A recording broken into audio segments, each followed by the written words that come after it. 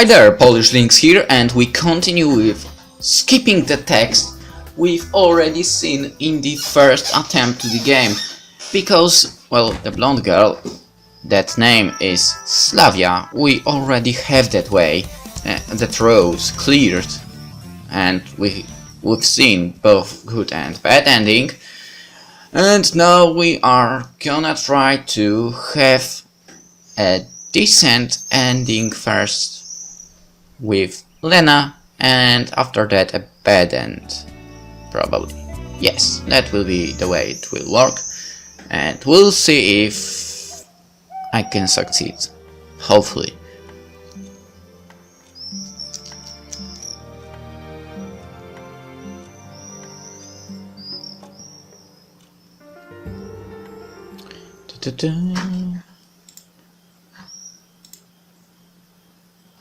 What? Oh, something different.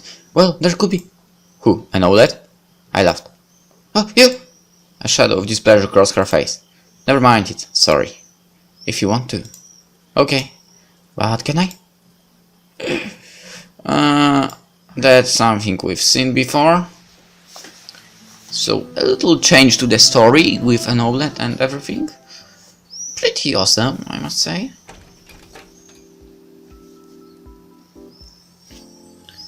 And it's day 4 already.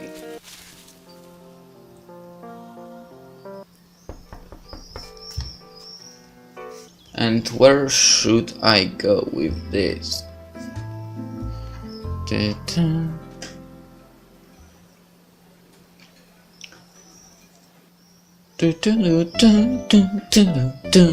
For sure we are going to Miku.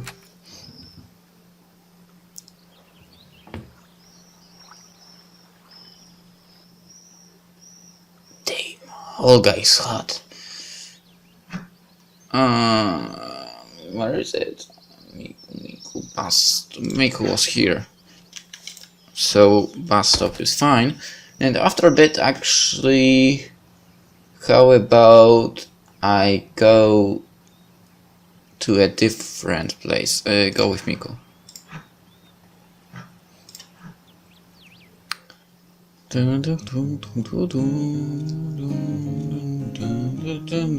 Let's go to boathouse. Let's read a little bit. Maybe Shurik decided to pick up stones near the water.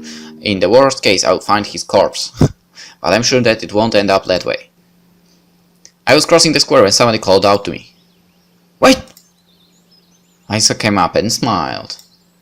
I immediately sensed a trap. Where are you going? I'm searching for Shurik. Olga Dmitrievna asked me to. And how is it? Exciting? She looked intently into my eyes, and I turned away awkwardly. Not really. But you know, a pioneer is missing. Surely you're not freaking out over such a minor thing? What do you mean? Only a few hours have passed. Maybe he just lost track of time while having a walk. Certainly I'd had the same idea, but I wasn't telling her that. Yeah, that's true. But who knows what could have happened. Let me help you with it. With that? With what? I got suspicious. With looking for Shurik. Oh, but I can do it. Oh, come on! She smiled at me, but there was something malevolent in that smile. Naturally, her smile was cute enough, but it really seemed to me like there was something behind it. Well, if you insist. Since I could not understand what's on her mind, I had no real reason to refuse. But before we go, I have to get one thing from home. Okay, I'll wait for you.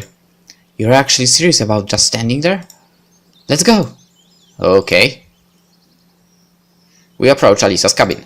It would be just like all other cabins, if not for the Jolly Roger on the door. By the way, Uliana is my roommate. Okay. We entered the cabin. The complete chaos inside really reminded me of my old flat. Why I thought of it as old. In general, I would imagine a girl's room differently. Snow white sheets, walls, floor, and ceiling shining spotless. But when you consider that two most exemplary pioneers are living here, we just stood silently for some time. And what do you need to get? Huh? Seems like I interrupted Alisa's thinking. Yeah, it's not here actually. Wait here, I'll be back in a minute. She smiled and ran out. She seems really flaky today. I began to examine the room. I wouldn't say that there had been an explosion, it was just a decent mess. Well, at least by looking at all this mess created in one pure session, I can surely say that I'm not the messiest person in the world. The decoration of my apartment took years to be completed. I wasn't thinking about anything in particular, I was just looking around the room. Posters of Soviet artists, some book on the shelves, and various household items. And then I realized that everything is wrong. Something will happen soon. Something bad! Why did Alisa leave me here all alone? There was something I had to discover. My gut told me that it's dangerous to stay here. I went to the door and tried to open it. Locked. What a surprise! How did she manage to quietly lock me in? I don't know what's on her mind, but I need to get out of here. I went to the window, opened it and climbed out. And now I can go and take care of my business, or... I chose the second option and waited. What is the reason she had me locked up? I wanted to know what was happening, plus I really wanted to see Alisa's face when she finds her room empty. I hid in the bushes next to the house and waited. After some time I heard footsteps. Alisa and Olga Dmitrievna came to the house. "You'll see everything for yourself?" She opened the door and went in. A few seconds later she ran back out. "You know it!" Alisa's face looked as if she'd just won the mouse catching competition, but at the last moment found out that it's not a real Olympic sport. "So he just disappeared?" Olga Dmitrievna asked skeptically. "I did the right thing by closing the window after myself." "Oh no! You know, I understand everything. Dvacheskaya! You and your roommate every time the same thing. Haven't you had enough yet?" "But it's true. Really, one story after another. Semyon is in your cabin. Semyon harassing you. Why do you keep lying? That's horrible." Alisa seemed really upset and, to my surprise, was not trying to argue. On the one hand, it was funny to look at, but on the other, I felt a bit sorry for Dvacheskaya. She deserves it, though. Our leader finally finished scolding her and left. Alisa was mad. She clenched her fist and trembled. Her face was flushed. It seemed to me that she was going to explode. I sat in bushes and laughed quietly. However, I was wondering what was on her mind, and I came out of my hiding place not afraid of being beaten. "So, what exactly do you want to show the leader?" "Me?" Alisa turned and looked at me with disbelief. After a moment, surprise turned to anger. You! "What about me?" She calmed down a bit. "Because you're a loser." "And why is that?" "Because you're afraid to compete with me." "When?" "When we played cards." "What a serious reason." "Yeah, maybe I should apologize to you," I asked sarcastically. "Screw you." She went into the house, slamming the door. I wasn't angry at Alisa. In the end, I expected her to do something like this. Anyway, I got through it without consequences. I was very lucky. Her confusion and embarrassment just made my day. Chuckling, I left Alisa's cabin, which was about to become my death trap. And now we are skipping.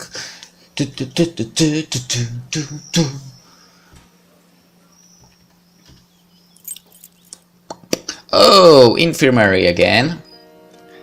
Hello. I think you'd look gorgeous in it. And I can skip.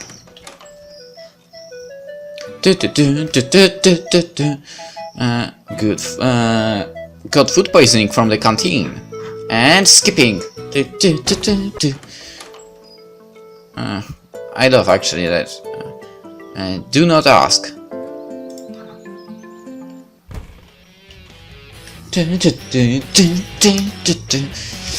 I want to not give you, but I will give you that activated carbon. Eat the apple or don't eat the apple. Do not eat the apple.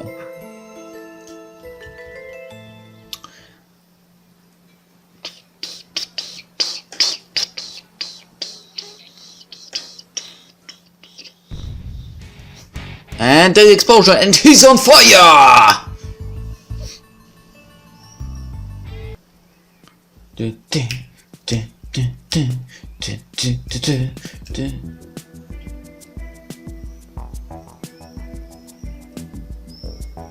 With whom to go?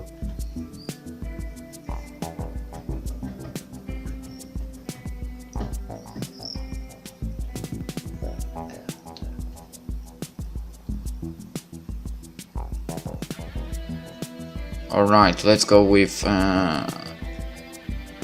Lena. Thought for a moment. You may be right, we'll go together tomorrow. For the last few minutes I noticed that Lena had a strange look on face, as if she wanted to say something but you didn't dare to. The pioneers started to disperse, as if they had forgotten about Lisa and the coercion. And even our leader seemed to calm down and didn't react when the vulnerable terrorists left the square, hiding behind Uliana. We should go too. Yes. Night quickly fell on the camp. There's only a brief moment between the first rays of the setting sun till complete darkness, here in the south or maybe in this world. We don't have enough time to enjoy the variety of the sunset colors. It was too early to go to bed, but the leader confidently walked to her cabin, as if mentally dragging with her. I'll get me dressed now, I will take out to walk. Okay. She looked at me intently, but didn't find any reason to object, shrugged her shoulders and kept walking. I went back to the square. I didn't really want to look closely at the trivial damage done to the agenda statue, but it was at the exact center of the camp. If you don't know where to go, you should start from here. I sat on the bench and looked to the west. I wondered if the earth here revolves on its axis as it should, or whether there was an actual north or south. It's hard to say. At this time I didn't have any ideas on how to check the fundamental laws of nature.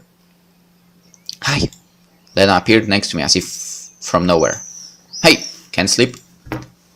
She looked at me in surprise. Well, yeah, it is still early. May I sit? Yes, of course, sit down. I moved over a little. Saying a little was in fact an understatement. I actually shifted myself to the end of the bench. Thanks. Lena sat and looked at the sky as if she'd forgotten about me. It's sad. What is sad? That Shriek disappeared. Yeah, things aren't too good. She was as calm as usual, keeping silent most of the time. She blushed and felt embarrassed, and only when she had to speak or do something. That same silence, which could be seen as awkward by many people, including myself, was quite natural for her. I could hardly imagine Lena making an effort to carefully choose the right words to start a conversation, or make a good remark, trying not to look stupid or alternatively trying not to look as rude as Alisa. I just wasn't able to compare her to anyone. She was just content with being herself. Does that mean that my attempts to start a conversation with her could be seen as rude, that the expression become friends could be interpreted as an intrusion into her private life? But something in this girl attracted me. Maybe it was her mysteriousness, and she certainly wasn't lacking in appearance or feminine charms. I didn't have an answer for it. That's why I still hadn't been openly accused of being annoying. I'm sure he will be found. How can you escape from a submarine? Lena didn't seem to appreciate the joke.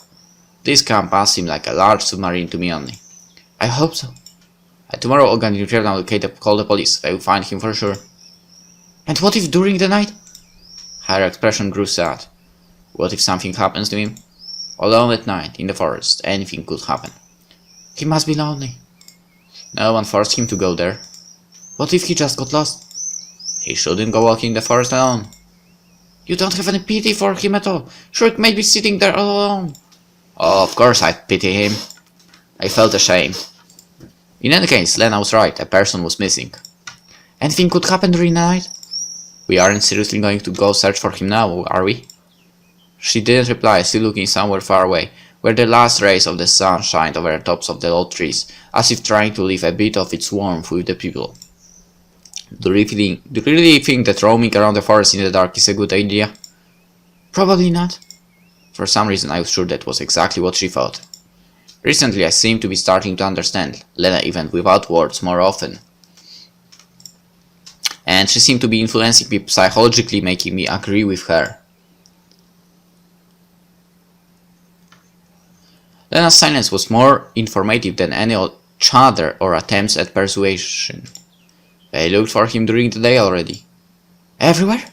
She stopped watching the sunset and looked at me. I don't know, I think everywhere. What about the old camp? For the first time her words sounded self-assured and not vague or indifferent. Where is it? I have no idea. Electronic told us. Well, if you trust him. I grinned stupidly, but Lena kept looking at me seriously. Sure, if it's not too far. So you do want to go? Of course I don't. Well, I can, if it's just there and back quickly. Okay. Lena smiled and gave me a flashlight, which appeared from nowhere. Yeah, that will be useful. Does this mean she's prepared beforehand? And nothing was up to me? Yes, I sighed as if doomed and headed to the forest with her. Night fell on the camp. We walked slowly. Lena was next to me, near but not too close. It was strange, but it looked she wasn't afraid of anything. Moreover, she didn't seem to be bothered much about what we were doing, as if we weren't walking in the forest night, but just watching a movie, with other people playing leading roles. Actually, Electronic said that the old camp was not too far, and if we walked straight to it, then it would be hard to get lost. After a few minutes I was completely unsure that we were walking straight, and after a few more it started to seem that it would be a miracle for us even to get out of here. But I didn't want to lose face before Lena, so I tried to walk cheerfully. The forest was full of silence, flickering shadows and gleaming moonbeams. The grass quietly rustled under our feet, and the branches rustled over our hands. Old oaks stood next to young birches. Large mushrooms emerged from under the latter, as if taking off their large hats in salute. On any other day, or rather at any other time of the day, it would have looked really beautiful.